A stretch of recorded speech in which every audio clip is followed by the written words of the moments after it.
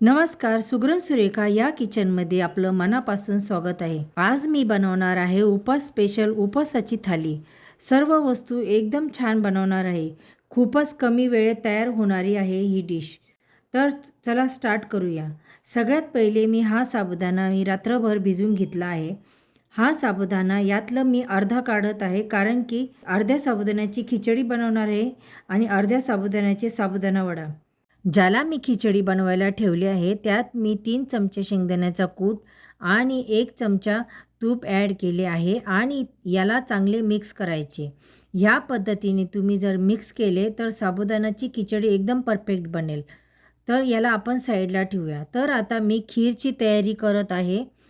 इथे मी कच्चे रताळे घेतले। रताळ्यांना चांगले धुवून त्याचे साल काढून त्याला किसून घेतले आहे।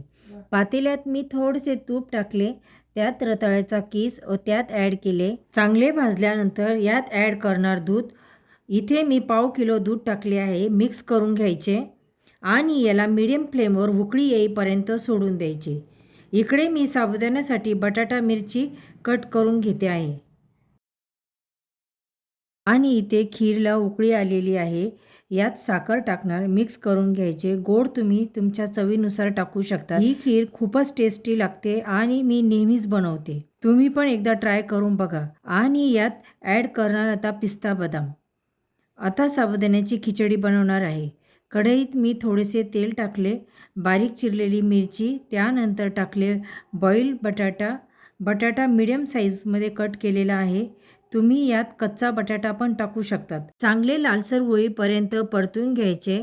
आता शेंगदाण्याचा कूट टाकून जो साबुदाणा केला तो टाकणार, मिक्स करायचे। नंतर चवीनुसार मीठ टाकून चांगले मिक्स करून घ्यायचे आणि फ्लेम लो करून 1-2 मिनिटासाठी झाकण ठेवून द्यायचे।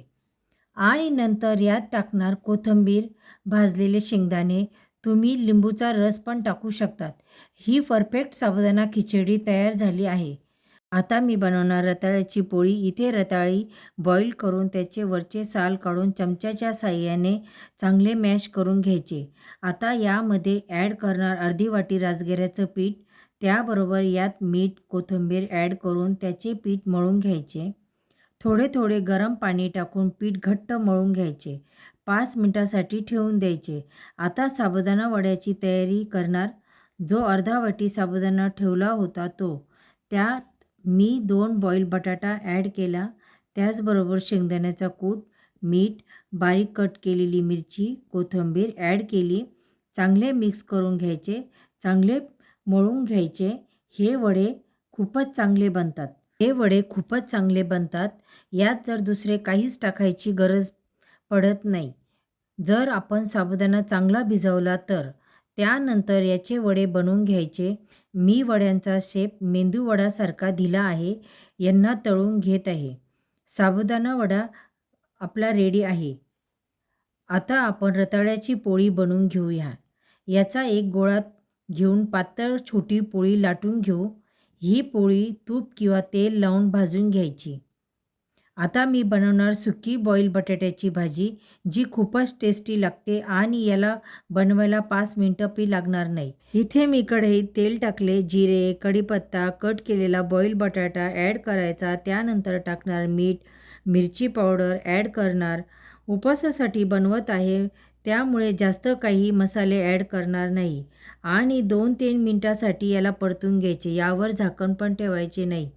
विश्वास ठेवा, खूप इझी आणि टेस्टी अशी रेसिपी आहे। नक्की ट्राय करा।